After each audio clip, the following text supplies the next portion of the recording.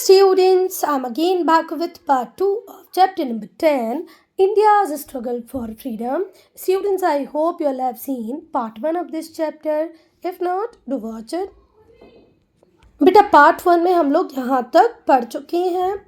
Part 2 हम start करेंगे British response से. अगर आप लोगों ने पार्ट 1 का वीडियो प्रॉपरली देखा होगा तो आपको पता होगा कि मॉडरेट्स कौन थे, वो किस तरीके से पेटिशंस लगाते थे ब्रिटिशर्स के सामने और अपनी डिमांड्स को पुट अप करते थे. ठीक है, उनकी डिमांड थी कि आईसीएस का एग्ज़ाम इंडिया में हो. उनकी डिमांड थी कि एडमिनिस्ट्रेशन में इंडियंस के नंबर को बढ़ाया जाए, ज़्यादा से ज़्यादा लोग ब्रिटिश गवर्नमेंट को ज्वाइन करें. तो अब हम देखेंगे कि ब्रिटिश ने इसके अगेंस्ट में क्या रिस्पॉन्स किया. तो ब्रिटिशर्स ने पास किया इंडियन काउंसिल एक्ट को. कब पास किया बेटा? 1892 में, under the pressure from Congress. Congress बार बार जब पिटिशंस लगा रही थी, है ना, अपनी रिक्वेस्ट पुट अप कर रही थी ब्रिटिशर्स के सामने, तो ब्रिटिशर्स को भी लगा चलो हम पास कर देते हैं किसको, इंडियन काउंसिल एक्ट को. कब पास किया? 1892 में. और अकॉर्डिंग टू दिस एक्ट जो इंडियंस थे उनके नंबर को बढ़ाया गया, इंक्रीज किया गया गवर्नमेंट बॉडीज़ में. ठीक है, but give the Indians no power. Indians के पास ज़्यादा पावर नहीं थी, पर फिर भी इंडियंस के नंबर को गवर्नमेंट बॉडीज़ में बढ़ा दिया गया. जो गवर्नमेंट थी वो बहुत ज़्यादा हॉस्टाइल थी टुवर्ड्स कांग्रेस. ठीक है, जो गवर्नमेंट थी वो ज़्यादा हॉस्टाइल हो गई किसके अगेंस्ट में? कांग्रेस के अगेंस्ट में. क्योंकि कांग्रेस की डिमांड्स जो थी, डेली एक नई डिमांड कांग्रेस लेके आ जाती थी. तो कांग्रेस की बढ़ती हुई डिमांड्स को देख करके गवर्नमेंट जो थी वो हॉस्टाइल हो गई कांग्रेस के टुवर्ड्स. जो गवर्नमेंट ऑफिशियल्स थे were ordered not to associate with the Congress. और ब्रिटिशर्स की तरफ से एक ऑर्डर रिलीज़ किया गया, इशू किया गया कि जितने भी गवर्नमेंट ऑफिशियल्स हैं इन्हें अलाउ ही नहीं है किसके साथ एसोसिएट करना, कांग्रेस के साथ एसोसिएट करना. ठीक है, आप लोग अगर कांग्रेस के साथ एसोसिएट होंगे तो हम आपको तुरंत ही फायर कर देंगे, जॉब से निकाल देंगे. बहुत ज़्यादा हॉस्टाइल हो गए थे ब्रिटिशर्स किसके अगेंस्ट में? कांग्रेस के अगेंस्ट. अब हम पढ़ेंगे बेटा इम्पोर्टेंस ऑफ मॉडरेट फेस. अगर हम मॉडरेट फेस की बात करें तो मॉडरेट फेस में जो लीडर्स थे, जो कांग्रेस थी, वो इंडिया के लिए बहुत कुछ ज़्यादा नहीं कर पाई, बहुत ही कम इन्होंने गेन किया. ठीक है, the moderates gain very little political advantage for India. फिर भी हम कह सकते हैं कि कुछ तो किया. अगर ये ऑर्गेनाइजेशन ही नहीं होती तो कुछ भी नहीं होता, कुछ तो किया इन्होंने. However, their constitutional method firmly established democratic tradition in India. पर जिस तरीके से कांग्रेस काम कर रही थी अंडर मॉडरेट फेस, इससे डेमोक्रेटिक ट्रेडिशन इंडिया में एस्टेब्लिश हुआ कि भाई हम लोग साथ मिलकर कैसे किसी मुद्दे पर, किसी इशू पर बात कर सकते हैं, कैसे उस इशू को ब्रिटिश गवर्नमेंट के सामने प्रेजेंट कर सकते हैं. मतलब इतना तो इनिशियली हमारे लीडर्स ने सीख लिया था. ठीक है, क्योंकि हर जगह लड़ने से बात नहीं बनती है ना. तो जो कॉन्स्टिट्यूशनल मेथड यूज़ की गई थी मॉडरेट फेज में, उन्होंने एस्टेब्लिश किया किसको? डेमोक्रेटिक ट्रेडिशंस को. कहाँ पर बेटा? इंडिया में. और ये बहुत इंपॉर्टेंट है. अब हम पढ़ेंगे एक्सट्रीमिस्ट फेज को, जो स्टार्ट होता है 1905 में और ख़त्म होता है 1918 में. 13 ईयर्स चलेगा हमारा एक्सट्रीमिस्ट फेज. देखो, जो एक्सट्रीमिस्ट फेज था वहाँ पर जो कांग्रेस लीडर्स थे वो बहुत ज़्यादा गुस्सा थे गवर्नमेंट के एटीट्यूड से. ठीक है, क्योंकि गवर्नमेंट को चिंता ही नहीं थी कि ये जो इकोनॉमिक डिस्ट्रेस बढ़ता जा रहा है लोगों के बीच में, बहुत बड़े लेवल पे अनएम्प्लॉयमेंट आती जा रही है, बहुत सारे जो एजुकेटेड इंडियंस हैं उन्हें नौकरियां नहीं मिल पा रही हैं और अकाल पड़ रहा है, फ्रिक्वेंसी में फेमाइन्स आ रही हैं. पर इसके टुवर्ड्स गवर्नमेंट का एटीट्यूड ऐसा था ही नहीं कि वो कुछ करना चाहती हैं हमारे लिए. क्लियर है? तो एक्सट्रीम फेस में बहुत सारे जो कांग्रेस लीडर थे वो बहुत ज़्यादा गुस्सा थे गवर्नमेंट के इनडिफरेंस से, गवर्नमेंट के एटीट्यूड से कि भाई आपको कोई चिंता ही नहीं है, हमारे लोगों के बीच में इकोनॉमिक डिस्ट्रेस बढ़ रहा है, इतने बड़े लेवल पे अनएम्प्लॉयमेंट क्रिएट हो रहा है, और वो भी इलिटरेट नहीं, एजुकेटेड इंडियंस के बीच में. ठीक है, फेमाइन्स आ रही हैं पर आप कुछ नहीं कर पा रहे हैं. आप इतना जो टैक्स हमसे कलेक्ट करते हैं, कहीं कुछ तो कीजिए हमारे लिए, जॉब्स क्रिएट कीजिए, हमारे लिए कोई फूड प्रोग्राम चलाइए at the time of famine. आप तो कुछ भी ऐसा नहीं कर रहे. तो अब ये जो लोग थे एक्सट्रीमिस्ट फेस के, इन्हें अंग्रेज़ों पे तो गुस्सा था ही था, साथ में ये कांग्रेस के मॉडरेट लीडर्स पे भी गुस्सा करते थे, उनकी पॉलिसीज़ को भी क्रिटिसाइज़ करते थे, उसकी भी बुराइयां करते थे कि आप तो बैगिंग करते हो, पेटिशंस लिखते हो, एप्लीकेशंस लिखते हो, प्रेयर करते हो कांग्रेस इन ब्रिटिश गवर्नमेंट के सामने, तो इससे कुछ भी हासिल नहीं होगा। ये तो हम इस तरीके से देखते हैं इसको कि आप भीख मांग रहे हो। ठीक है, किससे? अंग्रेजों से। भाई हमारी कंट्री, हम उन लोगों से भीख क्यों मांगे? पर आप लोग ऐसा करते हो, इसीलिए हम आपकी मेथड्स को पसंद नहीं करते। सीधे सीधे एक्सट्रीमिस्ट फेस के लीडर किससे कहते थे? मॉडरेट लीडर्स से कहते थे। और इन्होंने अब डेवलप किया मास एजिटेशन की मेथड्स को, कि अब हम बहुत सारे लोग इकट्ठे होंगे और अंग्रेजों के सामने प्रोटेस्ट करेंगे। बंकिम चंद्र चटर्जी, उन्होंने पैट्रियोटिक सॉन्ग लिखा वंदे मातरम, और इस वंदे मातरम को सुनकर एक नई ही स्पिरिट, नई ऊर्जा, एक नया एंथुजियाज्म जागा लोगों के मन में। बाल गंगाधर तिलक, लाला लाजपत राय, विपिन चंद्र पाल, अरबिंदो घोष, ये भी कुछ नोटेड एक्सट्रीमिस्ट लीडर थे। अगर आपसे पूछा जाए ना to write the name of few extremist, तो पहला नाम आपके दिमाग में होना चाहिए बाल गंगाधर तिलक, दूसरा लाला लाजपत राय, तीसरा विपिन चंद्र पाल। इन शॉर्ट आप ऐसे याद रख सकते हो, लाल बाल पाल। कैसे? लाल बाल और पाल। बाल गंगाधर तिलक, लाला लाजपत राय, विपिन चंद्र पाल। ठीक है। तिलक के रोल की अगर हम बात करें तो तिलक ने ऑर्गेनाइज किया मासेस को, बहुत सारे लोगों को इकट्ठा किया रिलीजियस फेस्टिवल्स के थ्रू। आज जो हम लोग देखते हैं ना, लोग रोड पे गणेश जी बिठा रहे हैं, घर में गणेश जी बैठ रहे हैं, चौराहे पर गणेश जी बैठ रहे हैं, तो ये जो गणपति फेस्टिवल है, इसको कॉमन पीपल से जोड़ने का काम तिलक ने ही किया था। ठीक है, तो गणपति फेस्टिवल को ऑर्गेनाइज करना चालू किया, इसमें लोगों को उन्होंने इकट्ठा किया।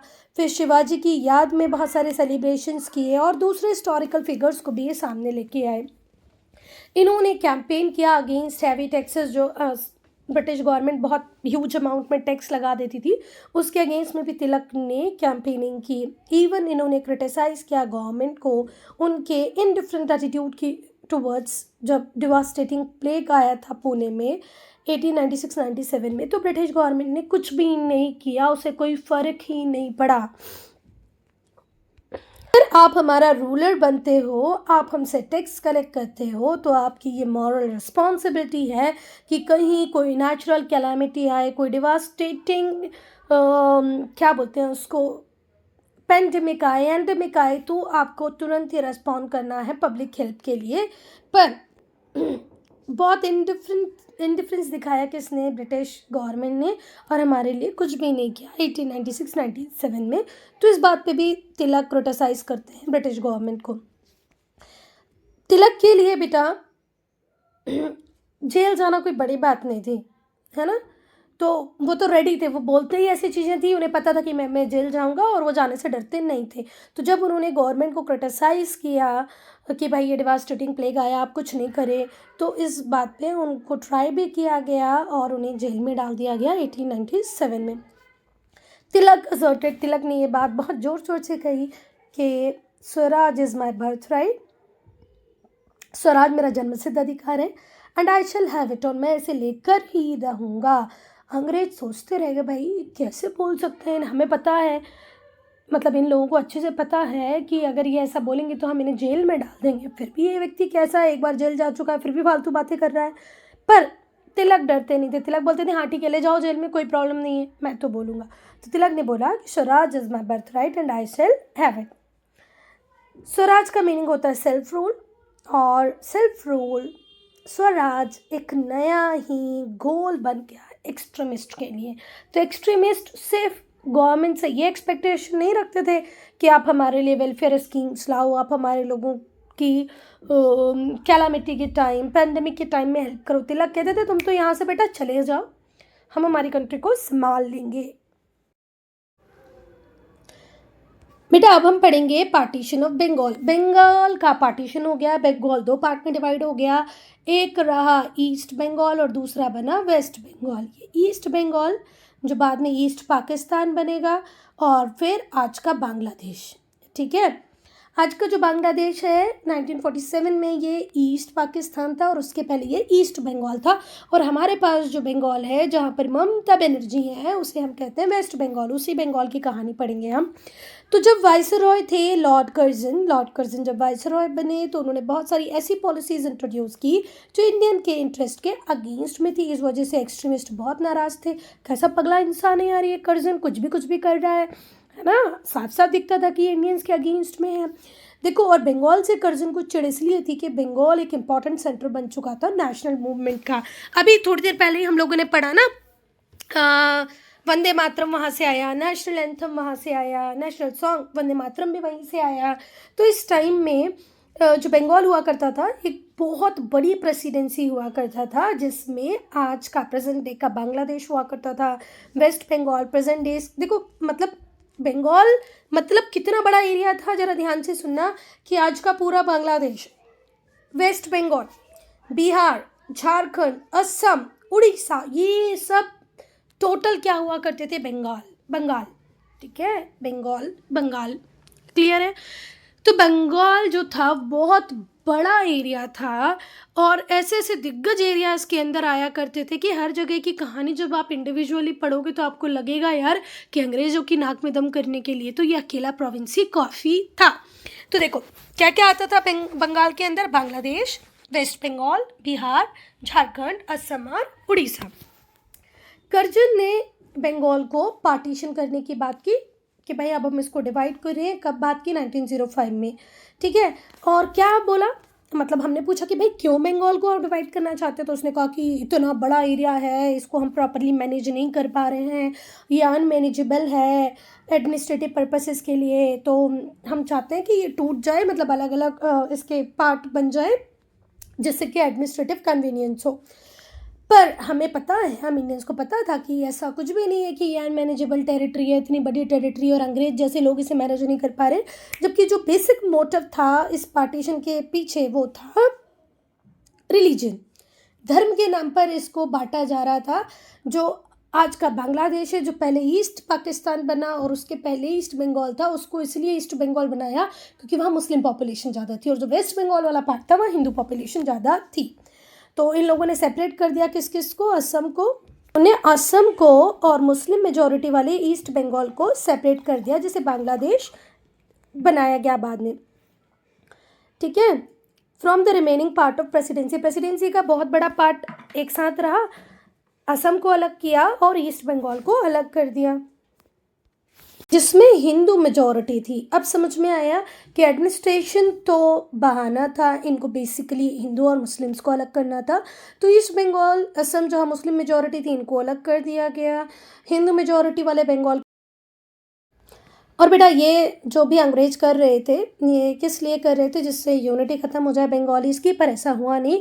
उल्टा इससे एक चिंगारी लग गई किसकी, एंटी पार्टीशन मूवमेंट की। लोग फास्ट रखने लगे, रैलियां निकालने लगे, वंदे मातरम गाने लगे, रोड पर आ गए, ब्रिटिश बायकॉट मूवमेंट स्टार्ट कर दिया, स्वदेशी मूवमेंट स्टार्ट कर दिया।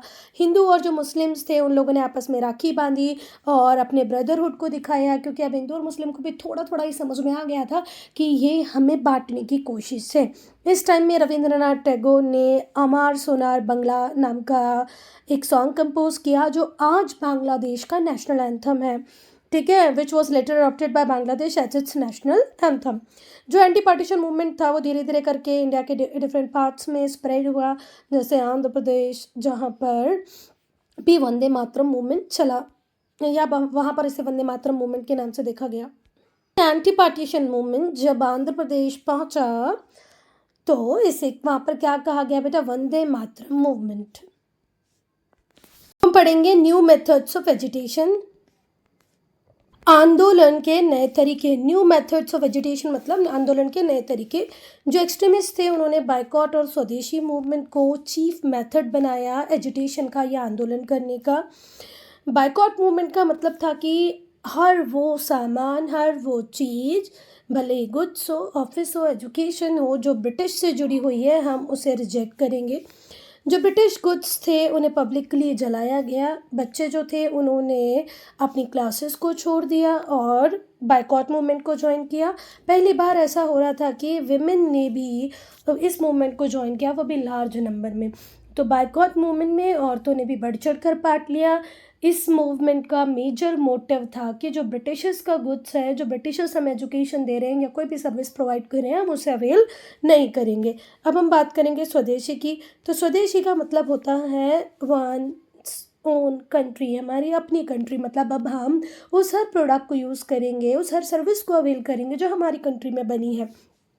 नेशनलिस्ट के लिए इसका मतलब था इंडियन गुड्स का यूज़ करना, सेल्फ रिलायंस को प्रमोट करना और न्यू इंडस्ट्रीज़ को एस्टेब्लिश करना जिससे टेक्सटाइल प्रोड्यूस कर सकें, है ना। मैचेस, सोप, ऑयल, ये सब हम खुद बना पाए। देखो, इंडियन इंडस्ट्री प्रमोट होने का मतलब है एक तो नहीं, हम तो सारे प्रोडक्ट्स बनाएंगे। तो ये कब होगा? जब हमारे इंडियंस अपने प्रोडक्ट को यूज़ करना चालू करेंगे। तो स्वदेशी के थ्रू हमने हमारी इंडियन इंडस्ट्रीज़ को प्रमोट किया। जमशेदजी टाटा ने इनिशिएट किया आयरन और स्टील इंडस्ट्रीज़ को। वी.ओ. चिदम्बरम पिल्लई ने स्टीम नेविगेशन कंपनी बनाई। नेशनल एजुकेशन को प्रमोट किया गया जिससे नेशनलिस्ट फीलिंग को मजबूत बनाया जाए। मतलब अब हम भारतीयों को हमारी अपनी एजुकेशन दी गई। जो स्वदेशी मूवमेंट थी ये बंगाल, महाराष्ट्र और पंजाब में भी स्प्रेड हुई। तो बेटा स्वदेशी मूवमेंट से बंगाल में नहीं रहा, बंगाल से महाराष्ट्र और पंजाब भी पहुंचा। गवर्नमेंट का रिस्पांस क्या था? बताओ कि गवर्नमेंट कितना ज़्यादा गुस्से में होगी क्योंकि ये लोग स्वदेशी मूवमेंट चला रहे हैं, ब्रिटिश गुड को बाइकआउट कर रहे हैं। तो अंग्रेज़ों की तो नाक में दम हो गई थी। जो गवर्नमेंट थी उसने अनलीश किया टेरेबल रिप्रेशन, एक ब्रूटल साइकिल चलाई, रिप्रेशन की दमनकारिया नीति अपनाई, सीवियर ब्लो दिया इस मूवमेंट को। अंग्रेज़ तो चाहते थे कि विद इन अ डे इस मूवमेंट को ख़त्म किया जाए क्योंकि उन्हें इकोनॉमिक लॉसेस हो रहे थे, उनके प्रोडक्ट को बाइकआउट किया जा रहा था, बोन फायर में जलाया जा रहा था, है ना। और स्वदेशी इंडस्ट्रीज़ वगैरह बनने लग गई थी तो उन्हें ये सारी चीज़ें जम नहीं रही थी। अब British policy of divide and rule. तो ब्रिटिशर्स को ऐसा लगने लगा कि अगर हिंदू और मुस्लिम ऐसे यूनाइटेड रहे, इनकी यूनिटी ऐसे ही बनी रही तो हमारे लिए तो बड़ा खतरा है। तो उन्होंने एंटी पार्टीशन मूवमेंट जब बंगाल का चल रहा था तो उन्होंने डिवाइड एंड रूल की पॉलिसी को अपनाया।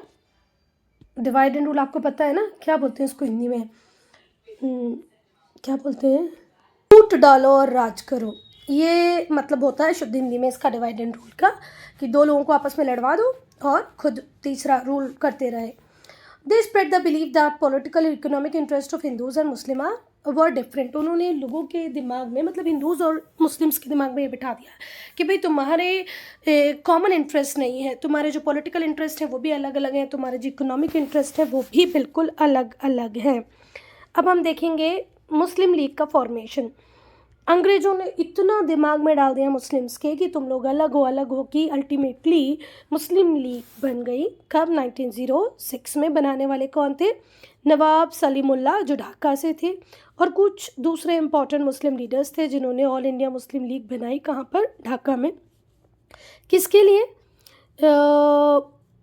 मुस्लिम्स के पॉलिटिकल इंटरेस्ट को प्रोटेक्ट और प्रमोट करने के लिए। अंग्रेज उनके दिमाग में भर चुके थे, भाई आप माइनॉरिटी हो, आपका स्टेटस माइनॉरिटी का रह जाएगा, एक दिन जब आज़ादी मिल जाएगी तो रूल तो कौन ही करेंगे, हिंदूज़ ही करेंगे। तो ये सोचकर नवाब सलीमुल्लाह जो ढाका से थे उन्होंने 1906 में मुस्लिम लीग बनाई।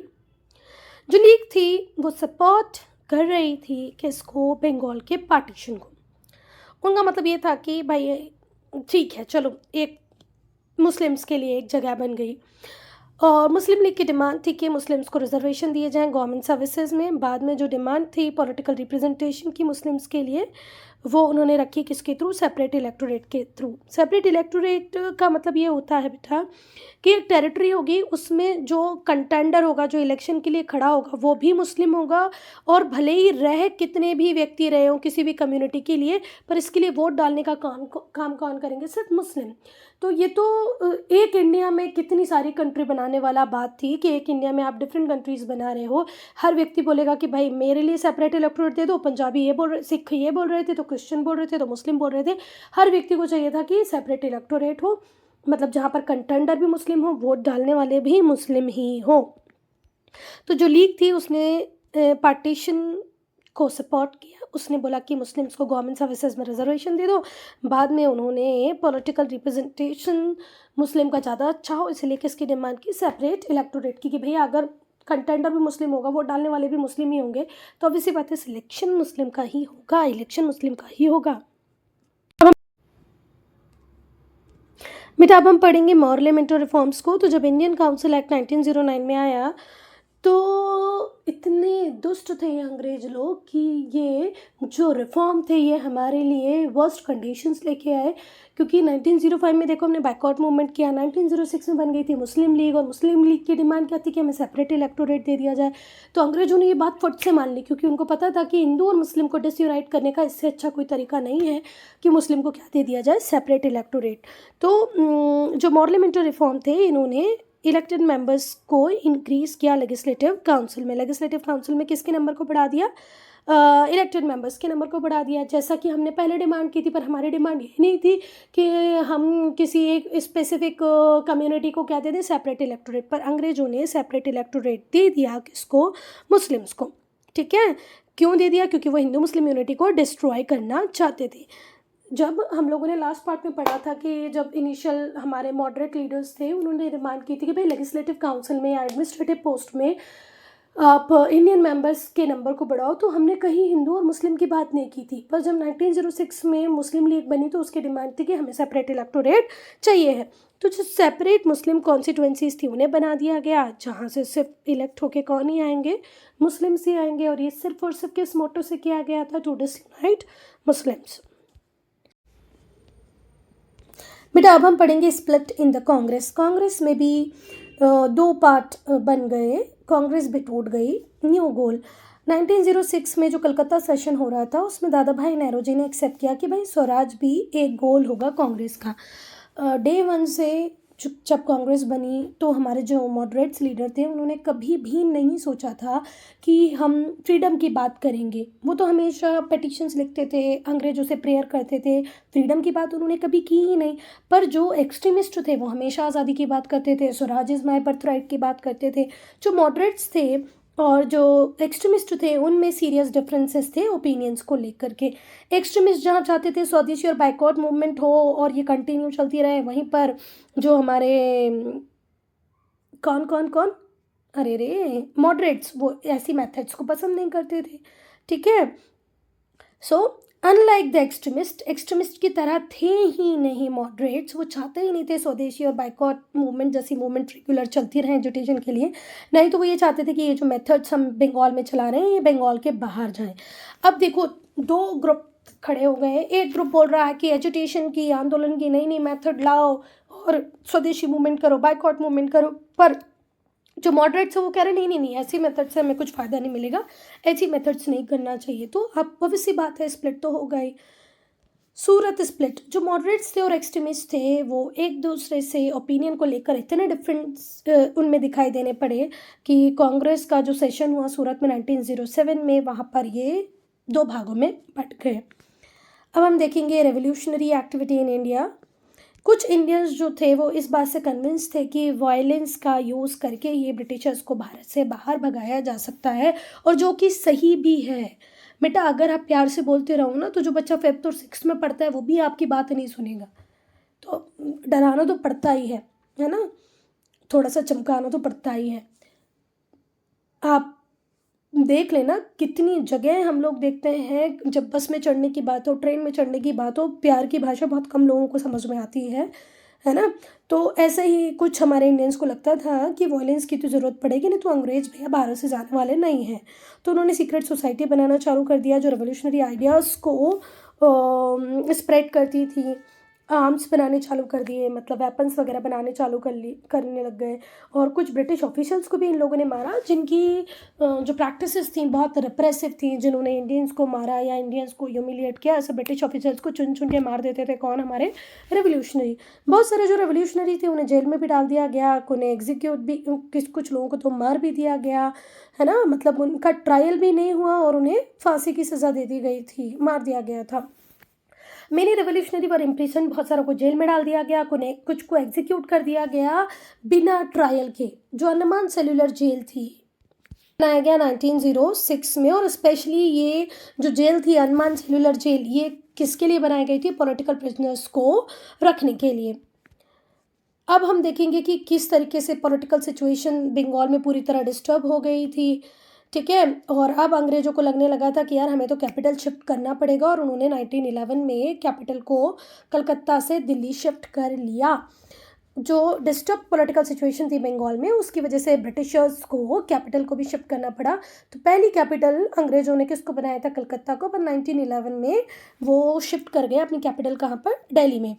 जो पार्टीशन था बंगाल का, उसे एन्यूल्ड किया गया। एन्यूल्ड करना मतलब वापस ले लिया गया। वेस्ट बंगाल और ईस्ट बंगाल को रीयूनाइट किया, क्योंकि इतने ज़्यादा दंगे और इतनी ज़्यादा प्रोसेशंस, रैलीज और मूवमेंट चल रहे थे कि अंग्रेज़ों को घुटने टेकने पड़े, और उन्होंने इसे एन्यूल्ड किया, वापस ले लिया।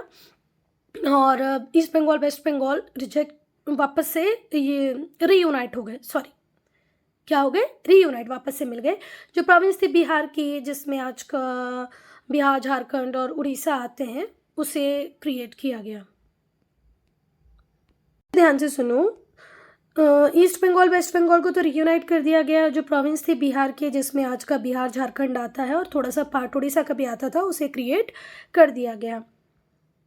और फिर बाद में हम लोगों ने देखा बिहार झारखंड अलग हुए, है ना।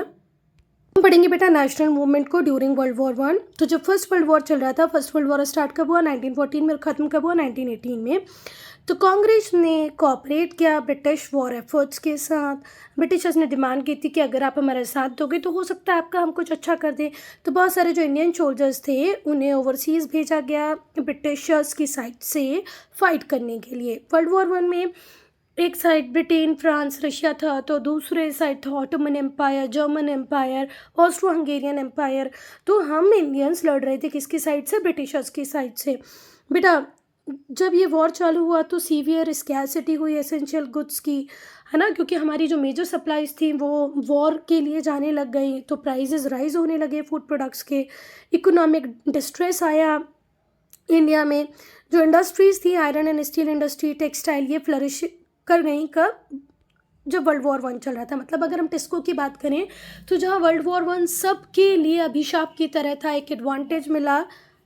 क्यों टिस्को के लिए एक वरदान की तरह साबित हुआ वर्ल्ड वॉर 1? क्योंकि टिस्को ने इंडियन डिमांड्स को भी पूरा किया, वॉर की डिमांड को भी पूरा किया, और टिस्को बहुत ज़्यादा फ्लरिश कर गई जब वर्ल्ड वॉर 1 चल रहा था। कुछ इंडियन बिजनेसमैन और भी थे बेटा, इंडस्ट्रियलिस्ट भी थे, कुछ बड़े बड़े बिजनेसमैन, बड़े बड़े इंडस्ट्रियलिस्ट थे, जिन्होंने भी बहुत प्रॉफिट कमाया वॉर सप्लाईज में ट्रेड कर करके। मतलब बहुत सारे गुड्स ऐसे थे जो वॉर के लिए रिक्वायर्ड थे, उसमें डील की हमारे इंडियन बिजनेसमैन ने। और उन्होंने डिमांड की कि भाई हमें भी अपॉर्चुनिटी मिले, जिससे हम भी हमारे ट्रेड को, हमारे बिजनेस को एक्सपांड कर पाए। मतलब अभी अंग्रेजों से सीधे सीधे बोल रहे थे कि भाई हमें भी ट्रेड करने के लिए पूरी अपॉर्चुनिटीज़ आपको देना चाहिए। अब हम पढ़ेंगे होम रूल मूवमेंट को। जो कांग्रेस थी, उसका बिलीव था कि हमने आपको फर्स्ट वर्ल्ड वॉर में सपोर्ट किया है, इसके बदले आप हमें क्या दे दें? आज़ादी दे दें, सेल्फ गवर्नमेंट का राइट दे दें। आज़ादी पूरी तरह नहीं दें तो भी हमारे इंटरनल मैटर्स को तो हम लोग डील करें, ऐसी परमिशन तो दे ही दें। ब्रिटिशर्स हमारी डिमांड को पूरे करते जब नहीं दिखे, तो सोल्जर के मन में, जिसने अपनी जान तक दाव पर लगा दी थी इसलिए कि भाई मैं तो लड़ूंगा, मैं मर भी गया तो भी मेरे देश को आज़ादी मिल जाएगी, उसे बुरा लग रहा है, पॉलिटिकल लीडर्स को बुरा लग रहा है, जनरल पब्लिक को बुरा लग रहा है। और इवन एक सिचुएशन ऐसी भी थी कि फूड के प्राइसेस बहुत ज़्यादा राइज करते जा रहे थे, लोग सर्वाइव ही नहीं कर पा रहे थे। पर जो ब्रिटिश गवर्नमेंट थी, वो इस इकोनॉमिक डिस्ट्रेस को रिड्यूस करने के लिए कुछ भी नहीं कर रही थी, कुछ भी नहीं कर रही थी। उल्टा हमसे झूठे झूठे प्रॉमिस किए, हमें एक ऐसी दलदल में फंसा दिया, और उसके बाद भी हमारे लिए कुछ भी किया नहीं। इवन उन्होंने तो टैक्सेस को और इंक्रीज कर दिया, ठीक है। वैसे ही फूड के प्राइसेस इतने ज़्यादा बढ़े हुए थे कि हम अपनी लाइवलीहुड के साथ कोप अप ही नहीं कर पा रहे थे, एक्सपेंडिचर और जो इनकम हमें मिल रही थी उसमें। पर टैक्सेस और ज़्यादा बढ़ गए। रेस्ट्रिक्टेड सिविल, हमें जो सिविल लिबर्टीज़ दी गई थी उन पर भी रिस्ट्रिक्शंस लगा दिए, ठीक है। पर जो डिमांड थी सेल्फ गवर्नमेंट की, वो बढ़ती ही गई। लोग चुप नहीं बैठे। बाल गंगाधर तिलक ने होम रूल लीग एस्टेब्लिश की अप्रैल 1916 में। बेटा जो एनी बेसेंट थी वो बहुत ज़्यादा इंस्पायर थी किससे, एक बहुत ही सक्सेसफुल होम रूल मूवमेंट जो कहाँ हुआ था आयरलैंड, उससे बहुत ज़्यादा इंस्पायर थी। इसलिए उन्होंने इंडिया में एक नए जनरल को स्टार्ट किया जिसका नाम ही था न्यू इंडिया। और ये क्यों स्टार्ट किया था, जिससे वो फ्रीडम के मैसेज को कॉमन इंडियंस तक पहुँचा पाएँ। तिलक और एनी बेसेंट ने डिफरेंट पार्ट्स में इंडिया के ट्रैवल किया और होम रूल मूवमेंट के मैसेज को स्प्रेड किया। लीडर्स जैसे कि CR दास, मोतीलाल नेहरू, इन्होंने भी इस मूवमेंट को ज्वाइन किया।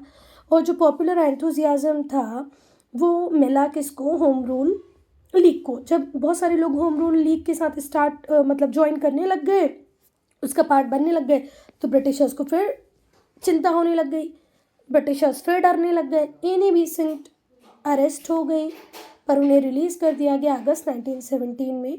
उन्हें इलेक्ट किया गया कांग्रेस का प्रेसिडेंट उसी साल में 1917 में। एनी बेसेंट जैसे ही जेल से छूटती हैं वो कांग्रेस के प्रेसिडेंट बनती हैं। यश, हम लखनऊ सेशन की बात करेंगे। लखनऊ सेशन होता है 1916 में। 1916 में जो मॉडरेट्स और जो एक्सट्रीमिस्ट होते हैं वापस से मिल जाते हैं लखनऊ सेशन में। कांग्रेस के लखनऊ सेशन में हमारे एक्सट्रीमिस्ट और मॉडरेट्स जो अलग अलग हो गए थे वापस मिल जाते हैं। इसी टाइम में जो कांग्रेस होती है और जो मुस्लिम लीग होती है वो भी लखनऊ पैक्ट साइन करती है और ये लोग डिमांड करते हैं सेल्फ गवर्नमेंट की इंडिया के लिए। ऑल्दो किस पे बेस्ड होता है, ये सब सेपरेट इलेक्टोरेट पे बेस्ड होता है। और ये जो डेवलपमेंट्स थे ये नेशनल मूवमेंट को और ज़्यादा मजबूत कर देते हैं कि अभी एक्सट्रीमिस्ट मॉडरेट्स पास आ गए हैं, लखनऊ पैक्ट साइन हो गया है। So student, I am ending this video here only. If you have any doubt, any problem, to write in comment section.